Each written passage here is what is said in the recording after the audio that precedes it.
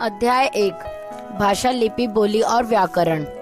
बच्चों, कुछ दिन पहले पर्यटकों को यात्रा करवाती हुई एक बस रात्रि के समय खड्डे में गिर गई। शीघ्र ही स्थानीय लोगों का समूह घटना स्थल पर पहुंचा। खड्डे में गिरे लोगों की आवाज सुनकर सुरक्षा कर्मचारियों को मोबाइल फोन द्वारा सूचना दी गई। सुरक्षा कर्मियों ने घायल व्यक्तियों को प्राथमिक उपचार के बाद अस्पताल पहुंचाया। समाचार पत्रों तथा न्यूज चैनलों द्वारा उनके संबंधियों तक समाचार पहुंचाया गया। घायल व्यक्तियों के संबंधियों ने समाचार पढ़कर और सुनकर इस विषय में जानकारी प्राप्त की। यह सब भाषा के माध्यम से ही संभव हुआ। पहले मनुष्य संकेतों द्वारा अपनी बात दूसरों तक पहुंचाता था। यह भाषा का मौखिक रूप था।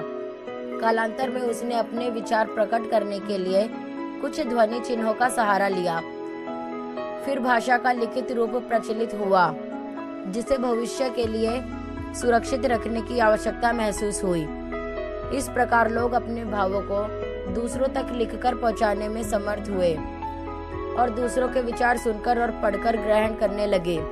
इस प्रकार भाषा वह माध्यम है जिसके द्वारा मनुष्य अपने मन के भावों और विचारों को बोलकर या लिखकर दूसरों तक पहुंचाता है। भाषा के रूप। भाषा के मुख्यतः दो रूप होते हैं। पहला मौखिक भाषा, दूसरा लिखित भाषा। मौखिक भाषा, जब हम अपने मन के विचारों को बोलकर प्रकट करते हैं तो भाषा का यह रूप मौखिक भाषा कहलाता है, जैसे सुनना, बोलना। लिखित भाषा,